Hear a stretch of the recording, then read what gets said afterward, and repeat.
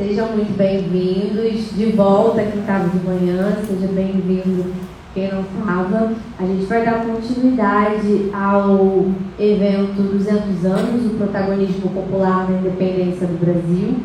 Esse projeto ele fomenta discussões sobre o protagonismo de grupos que sofreram apagamento do processo de historização da independência do país, as motivações dessa participação na dinâmica da emancipação política do Brasil em relação a Portugal. E a gente gostaria muito de agradecer à Biblioteca Parque Estadual, na figura do André Miranda, pela parceria e pelo acolhimento com a nossa equipe e com esse projeto, que é uma realização da Graviola Produções e foi viabilizado através do edital Retomada Cultural 2, com incentivo da Secretaria Estadual de Cultura e do Governo do Estado do Rio de Janeiro.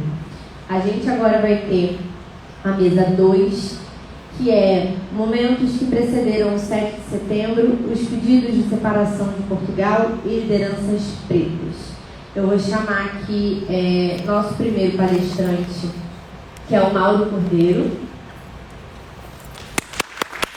Mauro é antropólogo, professor, licenciado em Ciências Sociais pela UFRJ e mestre pela PUC-Rio, curso doutorado em Antropologia na UFRJ e é professor substituto da UFPI e efetivo da SEDUC, atuando no ensino superior e na educação básica, pesquisador da Beija-Flor de Nilópolis e um dos autores do enredo Brava Gente, o grito dos excluídos do bicentenário da independência, que a escola irá apresentar em 2023.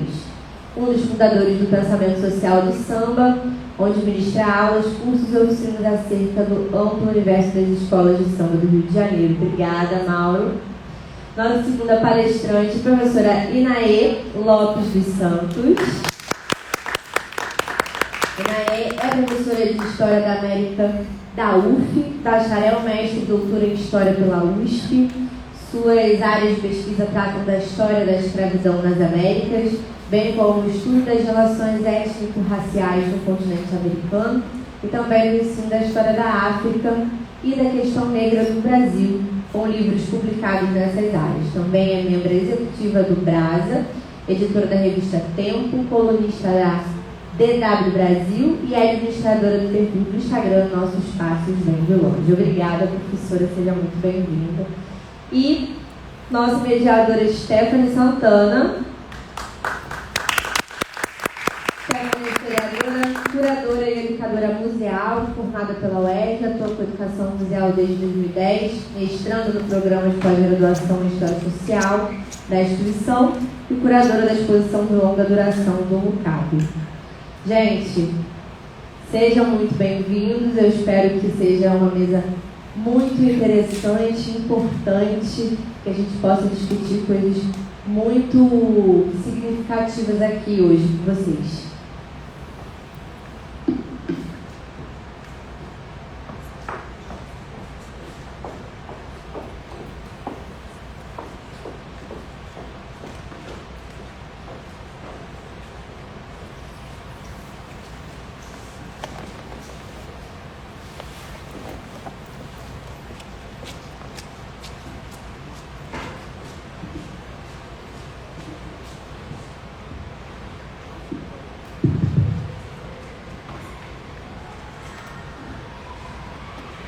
Bem, boa tarde a todos.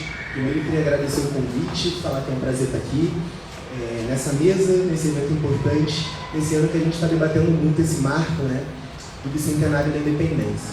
Então, primeiro queria dizer que estou nessa mesa não por ser um historiador, né, na realidade eu sou um antropólogo de formação.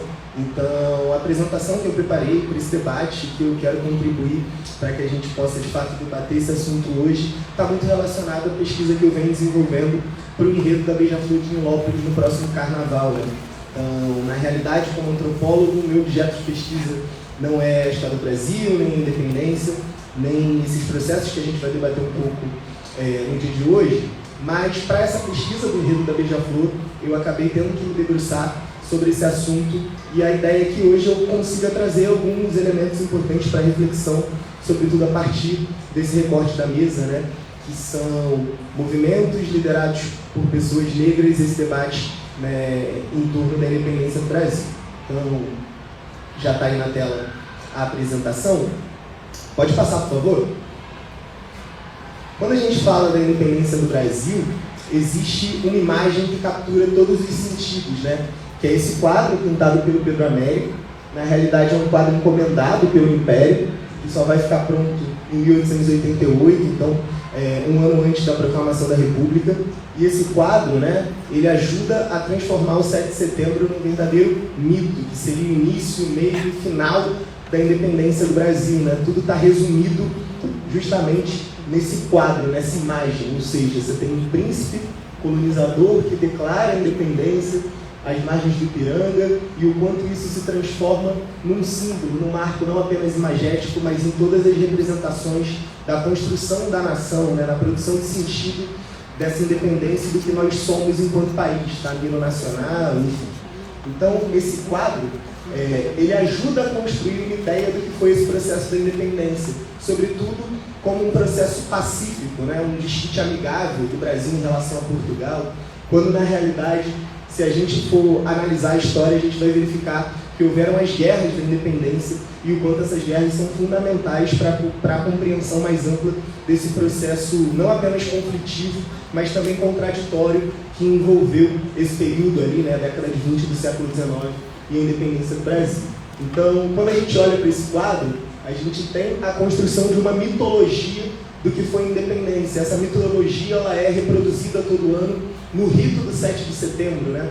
Então, quando eu comecei a pesquisa para o enredo, me chamava muito a atenção o quanto existia um mito sobre a independência, de que foi uma independência pacífica, e o quanto ela era ritualizada através de uma parada militar, né?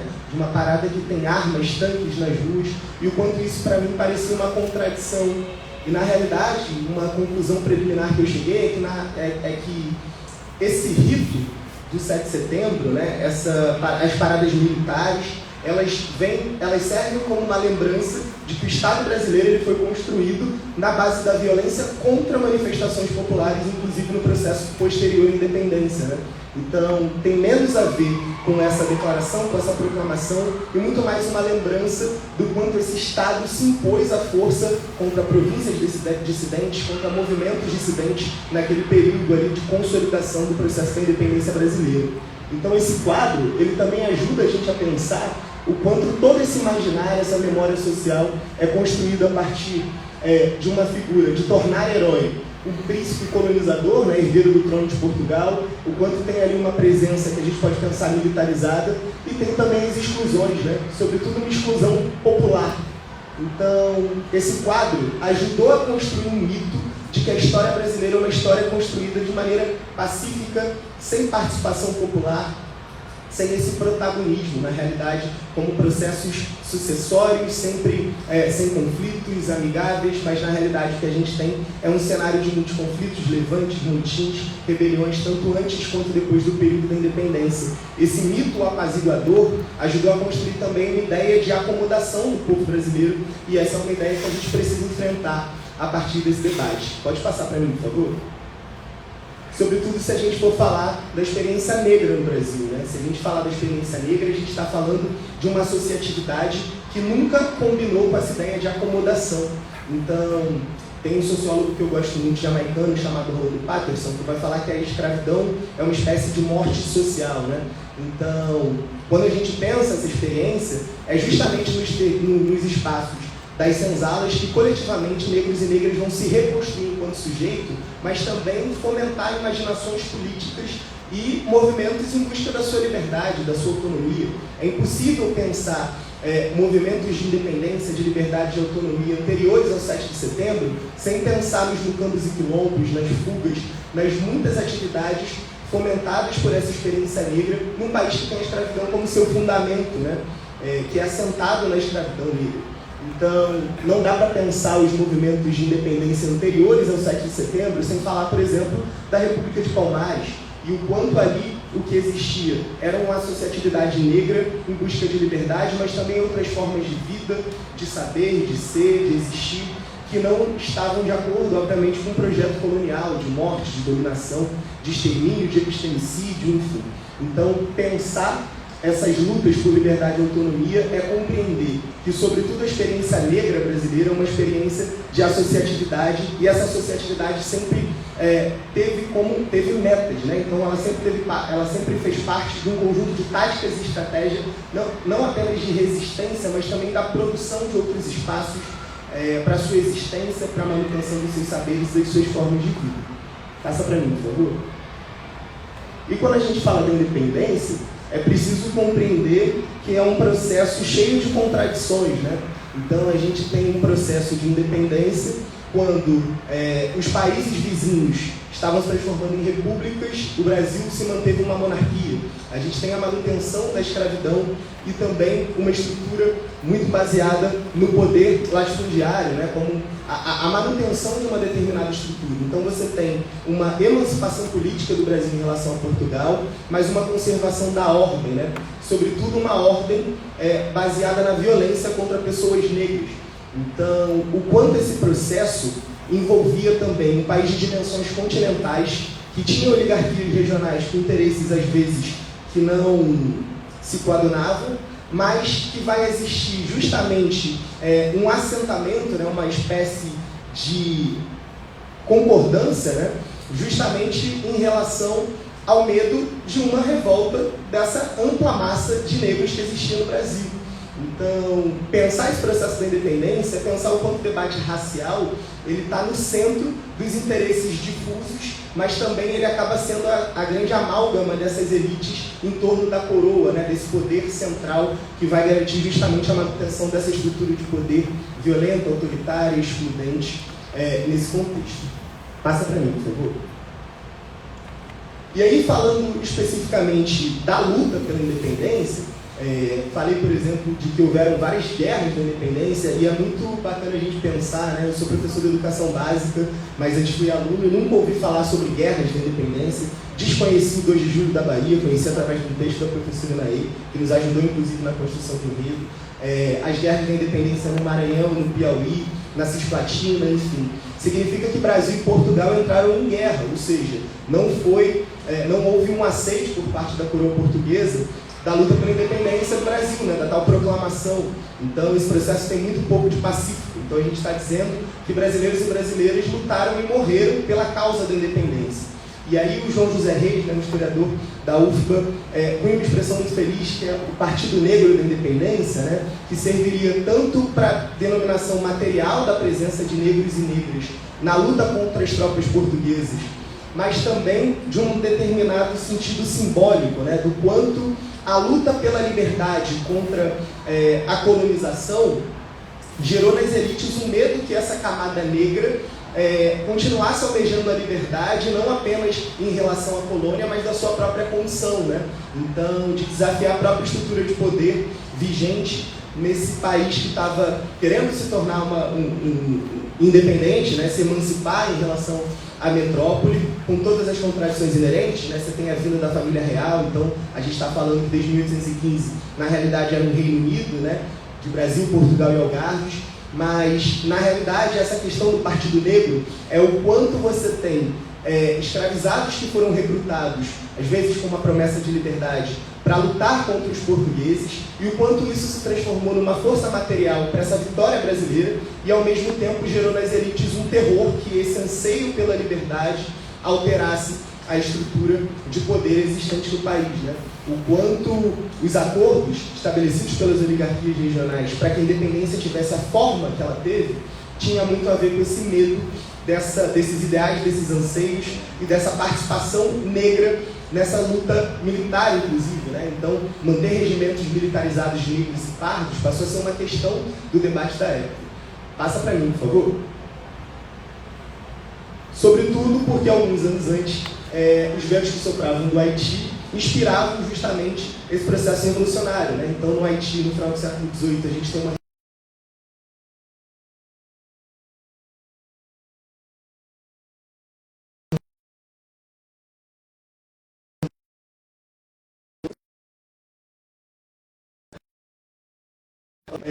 principal potência escravocrata nesse sentido, né? De importação de escravos durante aquele contexto. Você tem uma massa muito ampla de negros, mulatos, de negros forros, mas também escravizados, e o medo de uma organização popular negra que, de fato, alterasse a estrutura de poder, mas também desafiasse justamente essa manutenção no contexto da independência, né? Então você tem uma luta pela liberdade em relação à metrópole que facilmente poderia se transformar numa luta pela liberdade de forma mais ampla. Então as elites tinham esse grande pavor, sobretudo pelo que aconteceu em Santo Domingos no Haiti. Pode passar, por favor. E aí, falando nesse sentido, a gente tem a proposta da mesa que a gente discutisse 3 eventos, né, mais ou menos ali no mesmo período, que eram anteriores ao 7 de setembro, né, Conjuração Baiana, Revolução Pernambucana e Inconfidência Mineira. Se a gente pensar a Conjuração Baiana, primeiro entender que a Bahia tinha deixado de ser a capital, né, então você tem uma questão social e política, econômica muito específica, você tem uma ampla massa de negros nessa cidade, nesse estado, né? E aí, ali vai eclodir um movimento de caráter popular, com a participação de alfaiates, pequenos comerciantes e escravizados, defendendo uma república democrática, defendendo a questão racial, defendendo a abolição da escravatura no final do século XVIII. Então a gente tem ali, na virada do século, na Bahia, um movimento republicano, liderado sobretudo por pessoas negras, mas você tem também pessoas brancas de classe média, jornalistas, figuras como o próprio Cipriano Barata, que depois vai ser uma liderança importante na Confederação do Equador, enfim. Então, você tem na Bahia a eclosão desse movimento de caráter republicano, anterior à independência, anterior inclusive à vinda da família real, já defendendo a abertura dos portos, o livre comércio, a democracia, a república e a abolição da escravatura, ou seja, a questão racial no centro de um projeto republicano, né? Então a gente vai ver no século XIX a abolição e república separados por um ano de distância, né? Mas no final do século XVIII isso já aparecia como um projeto de um movimento, de um levante, de uma conjuração organizada por negros, mulatos, brancos empobrecidos, sobretudo na Bahia. E aí tem aqui uma citação dos panfletos, dos folhetins que eram distribuídos na cidade. Animai-vos, povo baiense, que está para chegar o tempo feliz da nossa liberdade. O tempo em que todos seremos irmãos. O tempo em que todos seremos iguais. Saber que já seguem o partido da liberdade. Então a ideia de liberdade é muito ligada também a essa questão da abolição da escravatura e que isso já era intimamente ligado aos ideais republicanos ainda no século XVIII, né? Então, quando a gente fala do movimento republicano, quando a gente fala dos ideais republicanos e quando a própria república é instaurada, pensar porque esse movimento não é escolhido, né? Não é reivindicado como um antecedente histórico importante, né? Na construção de uma ideia de nação que vai acontecer na república. Passa para mim, por favor. Segundo movimento republicano, também importante, que estava para a gente discutir aqui nesse debate, é a Revolução Pernambucana, né? A Revolução dos Padres. Você tem uma cruz na bandeira que é produzida com essa república, e eu trouxe essa figura que é o do Coronel Pedroso, né? O Pardo do Recife, justamente para a gente pensar uma contradição inerente a esse movimento, né? Era um movimento que não era tão popular quanto a Conjuração Baiana. É um movimento que tem uma influência muito forte dos bispos da Igreja Católica, e você tem uma participação de negros, mulatos.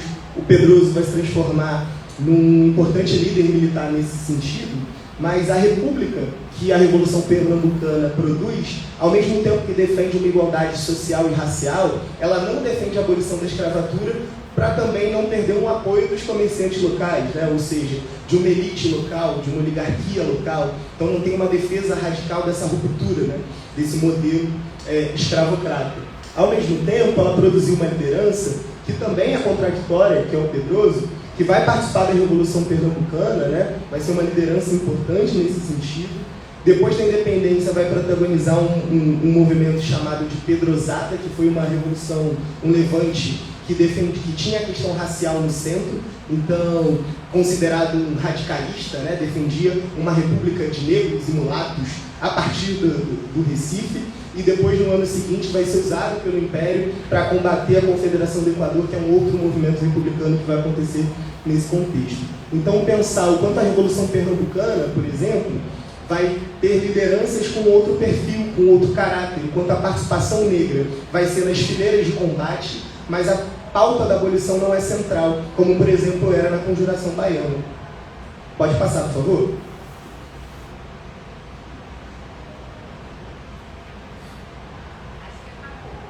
tinha mais um. Não? Enfim. Então, o debate final era justamente a gente pensar o quanto a república que se constrói no Brasil e acaba por consolidar o processo da emancipação, começa lá em 1822, enfim, quanto a república consolida o Estado Nacional Brasileiro e a república reivindica algumas imagens específicas para a sua construção. Primeiro vai reivindicar a imagem do Tiradentes, né, ligado à Inconfidência Mineira, como esse grande mártir, né?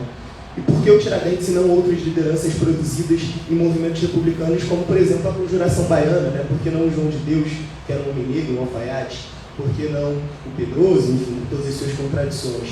O quanto, na República, a gente vai construir um imaginário nacional a partir de imagens, de quadros, de debates, como, por exemplo, o quadro A Pátria, né? Que são mulheres brancas bordando uma bandeira do Brasil, e o quanto esse quadro ajuda a reproduzir também uma ideia do que nós somos enquanto nação, né? O quanto o debate racial está no centro dessa construção, na escolha de figuras.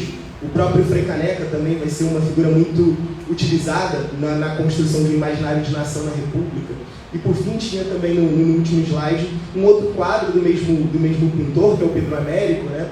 Que é o quadro Estudo para a Libertação dos Escravos, né? No qual você tem uma reprodução alegórica da escravidão como um grande mal e de escravizados agradecendo a pessoas brancas e, enfim, a deuses, né? A deusa da justiça, da liberdade, todas como representações brancas do quanto a libertação dos escravos foi construída como uma ideia a partir de imagens, de debates, de toda intelectualidade, de uma produção de sentido de nação, quanto uma concessão branca, e isso apaga uma série de movimentos, levantes, rebeliões, revoltas de pessoas negras, homens e mulheres negras, ao longo de toda a nossa história, que sempre se organizaram em busca da sua própria liberdade. O quanto a gente construiu uma nação a partir de um imaginário, né, da seleção de eventos, de marcos, de personagens, mas também a partir de apagamentos e silenciamentos, sobretudo quando a gente fala do debate racial.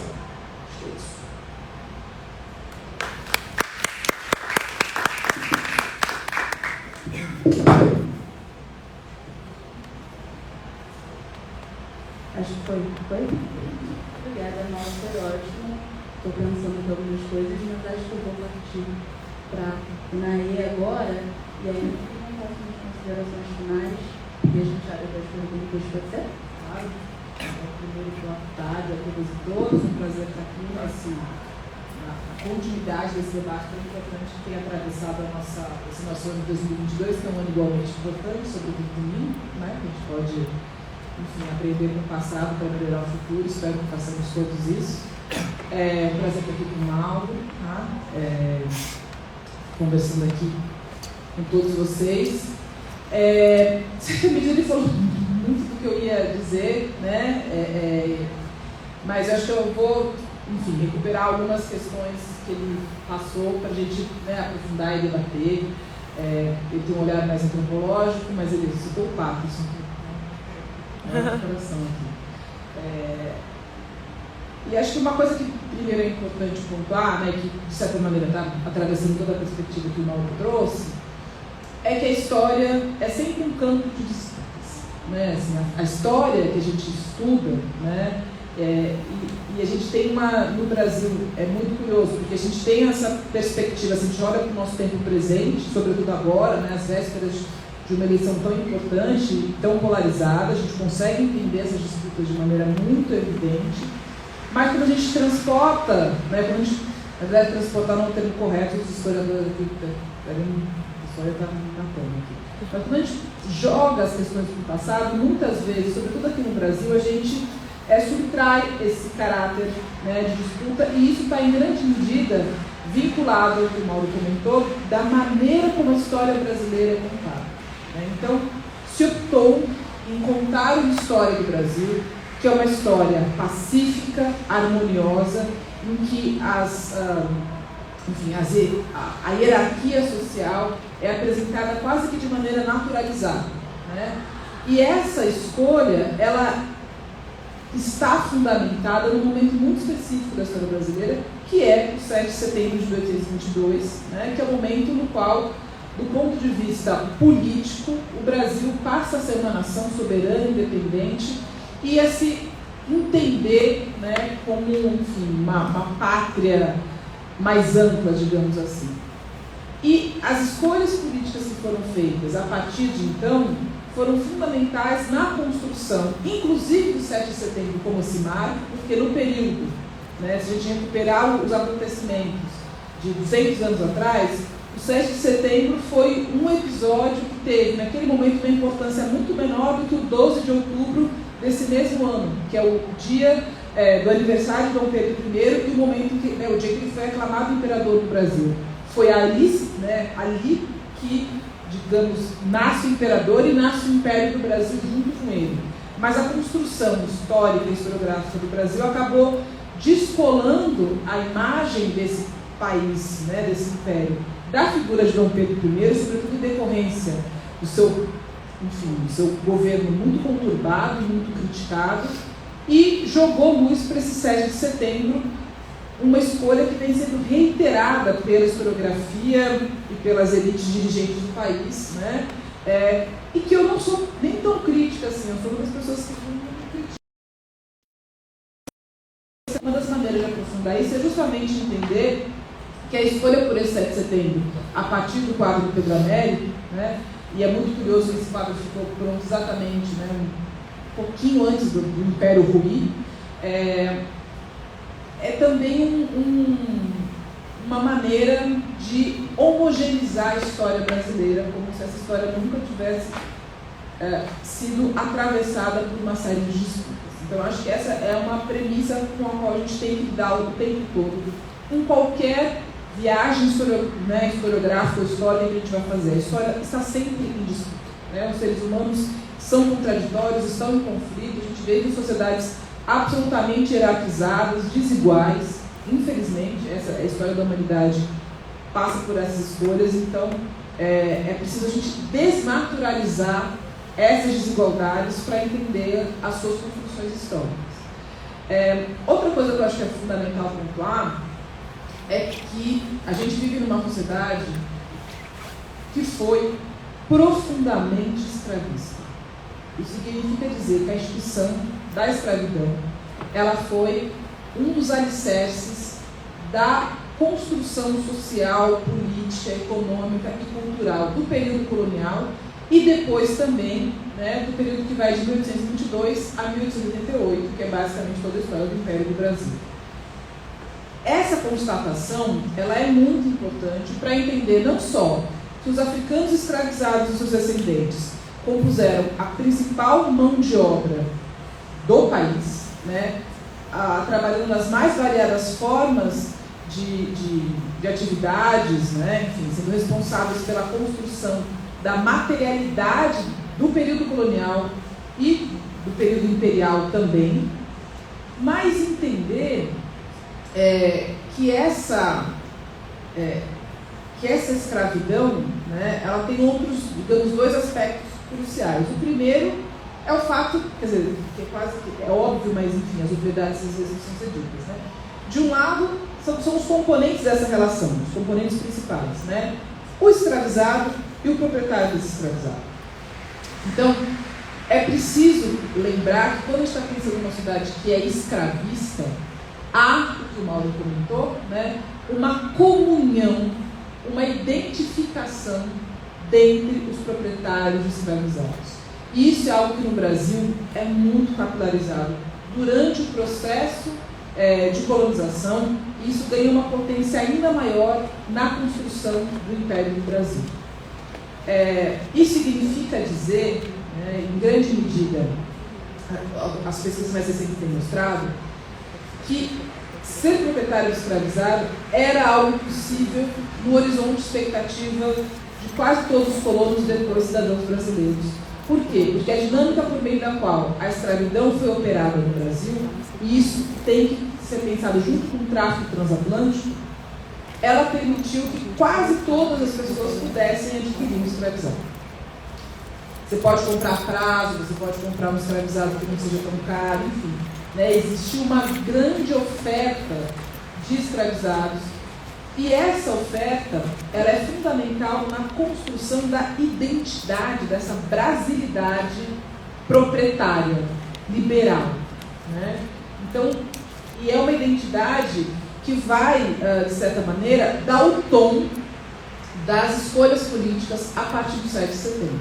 Porque a gente tem uma oligarquia brasileira que aposta na escravidão.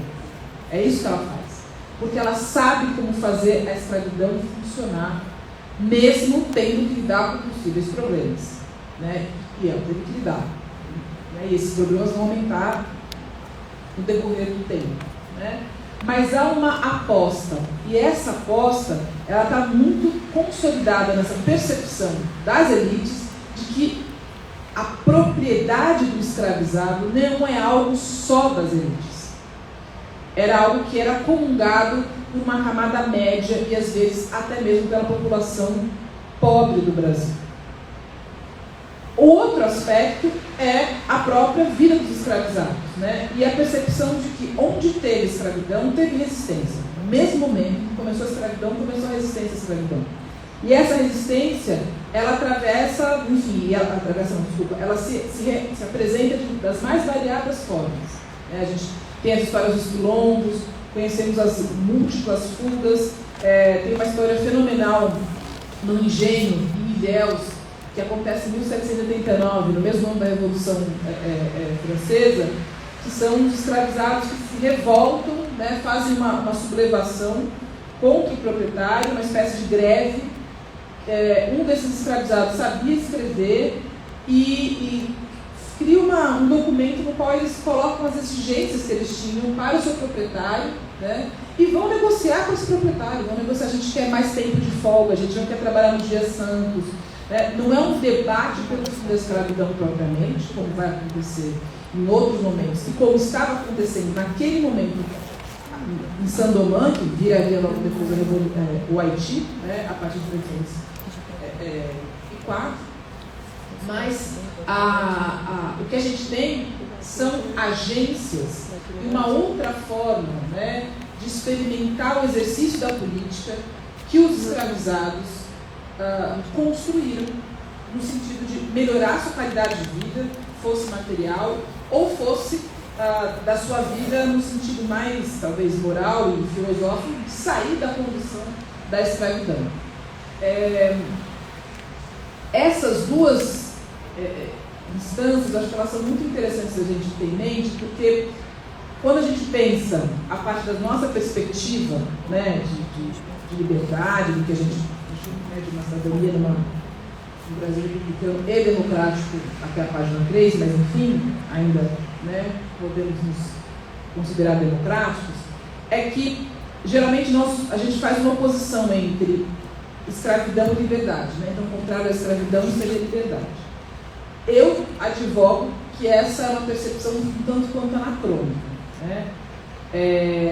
O oposto da escravidão, ou melhor dito, né, dentro da escravidão, os dois polos, né, não é exatamente escravidão e liberdade. Os dois polos são o escravizado e o proprietário do escravizado, né? E a liberdade é uma espécie de pêndulo que balança entre esses dois estados, esses dois lugares, essas duas condições. Porque o que a gente tem, e isso é muito importante que a gente não perca de vista, é uma série de lutas feitas pelos escravizados, reinventando momentos de liberdade, né, ressignificando a própria palavra.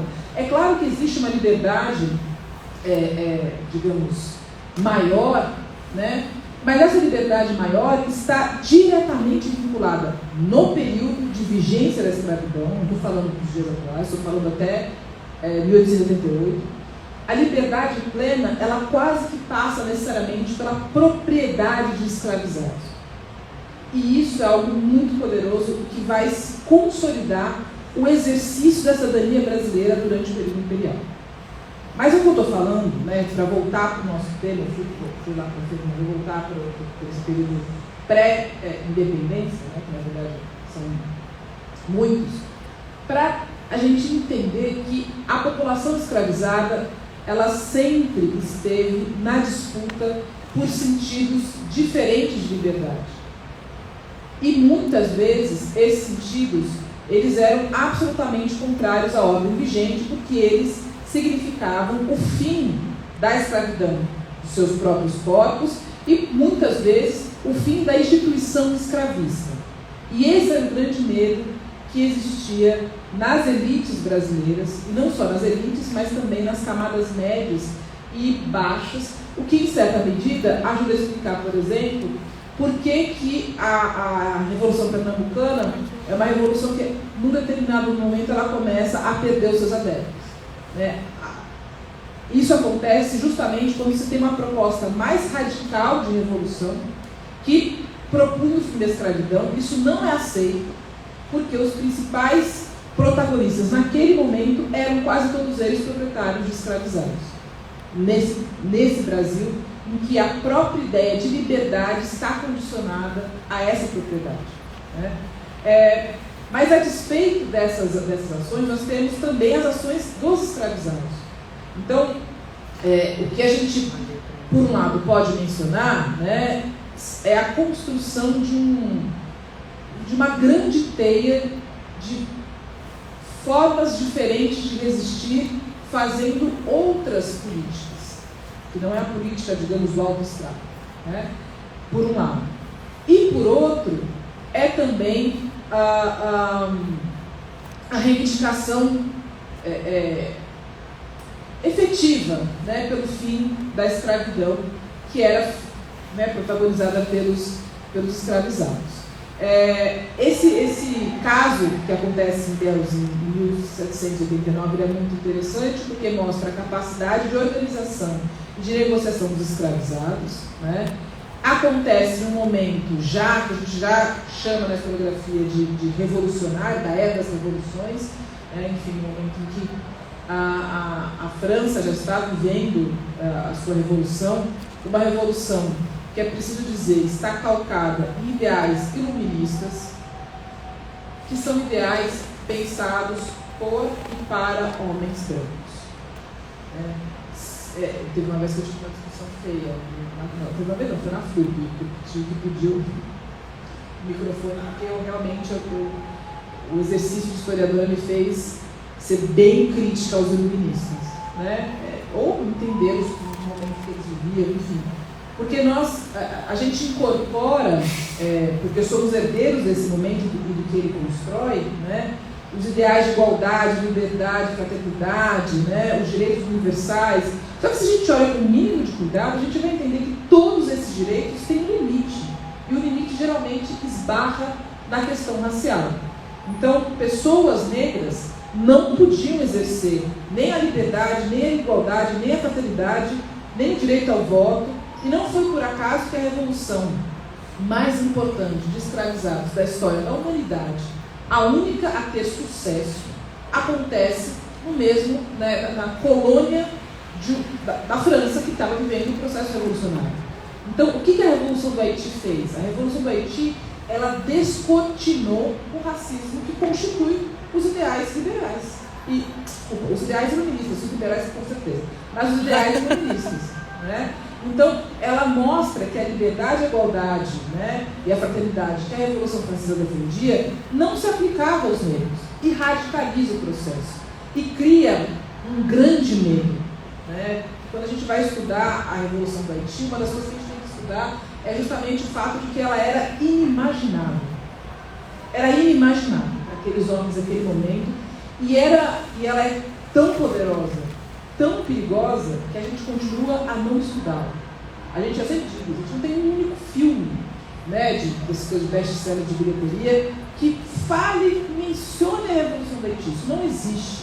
Até hoje existe um profundo medo do que a Revolução do Haiti representa, que é a exacerbação das contradições raciais da modernidade. É por isso que ela é tão poderosa. E esse medo era muito identificado pelas elites brasileiras, que, por outro lado, também sabiam muito bem, enfim, não sabiam muito bem não, mas tinham, digamos, um certo know-how em como lidar com a escravidão, né, para não criar situações que pudessem levar a algo semelhante ao que aconteceu no Haiti. Então, isso complexifica a história brasileira de uma maneira muito intensa. E quando a gente recupera esses momentos, né, anteriores ao 7 de setembro, com uma lupa que permite a gente pensar a história brasileira para além dos grandes nomes, né, pensando na participação popular, na ação dos sujeitos que, enfim, estão historicamente limados desse espaço de atores políticos e sociais, a gente vai encontrar uma série de caldeirões, né? A gente vai encontrar uma série de complexidades, a gente vai encontrar inclusive uma série de construções de ideias de pátrias que muitas vezes vão entrar em choque, né? Não é por acaso, gente, olha só que esse Brasil faz pra gente umas coisas que o homem, o único homem que conseguiu virar duque no Brasil, vocês sabem quem é, o único duque que a gente tem nessa história. A nossa história é o Duque de Caxias, que era conhecido como o pacificador. Se ele está pacificando alguma coisa, é porque o negócio não está legal. É porque precisa pacificar, né? Então não é à toa que ele está lá estampando, enfim, uma das principais, né, uma das regiões mais importantes da cidade do Rio de Janeiro, em frente, né, ao... Ai, gente, ali, ó, o Panteão, né, do Duque de Caxias, naquela que era a capital do Império, depois da República, né? Ele é o homem responsável por materializar essa escolha, que é uma escolha que antecede o 7 de setembro, mas que se mantém por essa, né, pela organização dessas oligarquias brasileiras que tinham como limite das suas contradições justamente esse lugar de proprietário de escravizados. Mas apesar disso, nós temos uma série de histórias, de personagens, né, que no seu lugar social, na sua condição, também lutaram pelo que eles imaginavam ser, enfim, ó, um Brasil independente ou a liberdade. E sem sombra de dúvida, acho que dentre os momentos, né, os episódios,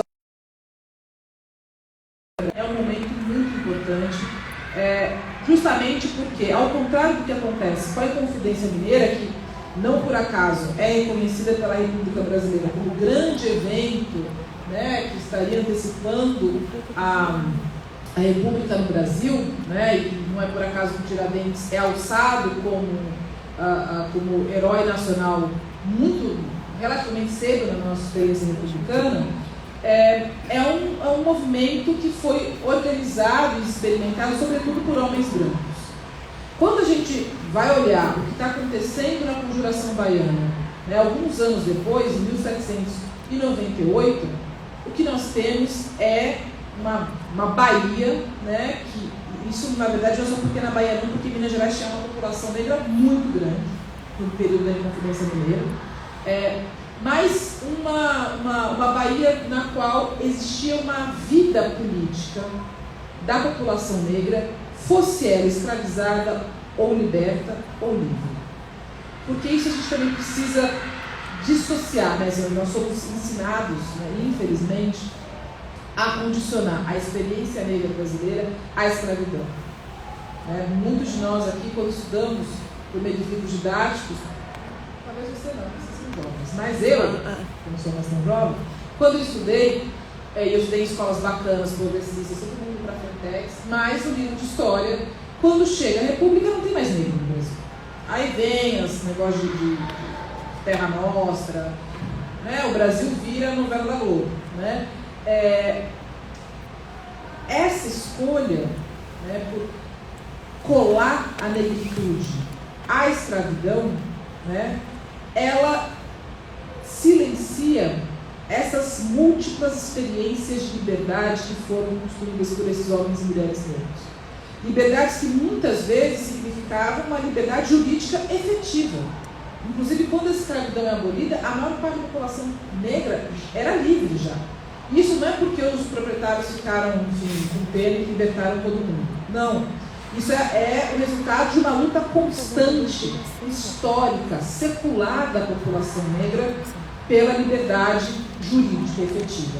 E a Conjuração Baiana, ela é esse grande caldeirão em que nós temos uma atuação muito evidente de lideranças que eram negras, alguns deles tinham sido escravizados, outros geração de liberdade, que eram homens que tinham passado por um letramento, né, e que mais do que isso, eram homens negros que estavam dialogando com essas ideias feministas que estavam circulando no espaço atlântico.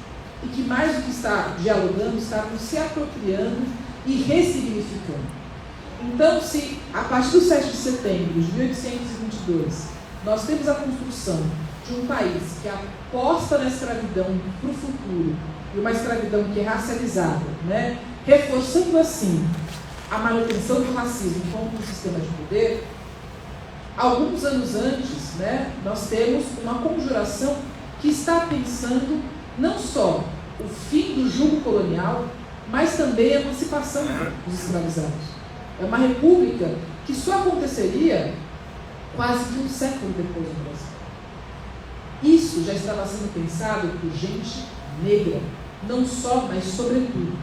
E acho que essa é, na verdade, do ponto de vista historiográfico, pensando aqui como eu sou, historiadora, né? E sobretudo como professora de história, eu acho que esse é um dos maiores ganhos que nós temos quando nós colocamos a lupa para esses processos e entendemos a participação de outros sujeitos, né, dos chamados populares, desse povo, que é uma massa homogênea, mas que a gente sabe que não é, que tem suas complexidades e contradições, mas o que a gente entende é que existiam outras possibilidades de futuro no passado. Outros Brasis estavam sendo pensados. A gente tem 4 pessoas que morreram porque acreditaram que era possível proclamar a independência, proclamar a república e acabar com a escravidão em 1798 no Brasil.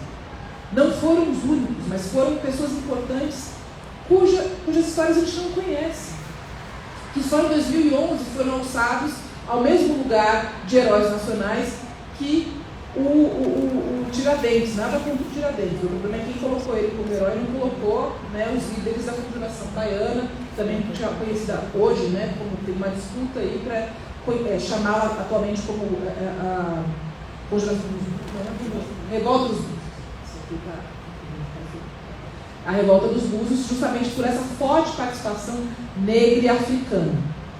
Então, acho que o que a gente tem, quando a gente pensa na participação popular, nesse momento da história do Brasil, é mais do que a gente abrir gavetinhas ou colar figurinhas num álbum dos heróis brasileiros. Né? Embora isso seja importante, porque representatividade é muito importante. Então eu quero que, sei lá, que os meus filhos, porque eu já passei, né, abram um livro de histórias e vejam que os chamados heróis da nação, você tem muitos heróis negros ali. Você pode reconhecer heróis e heroínas negros. Isso é fundamental para as crianças, não só negras, mas sobretudo, mas para as crianças brancas também, para elas entenderem que não é só gente que nem eles, né, do ponto de vista fenotípico, que está na construção da história do seu país.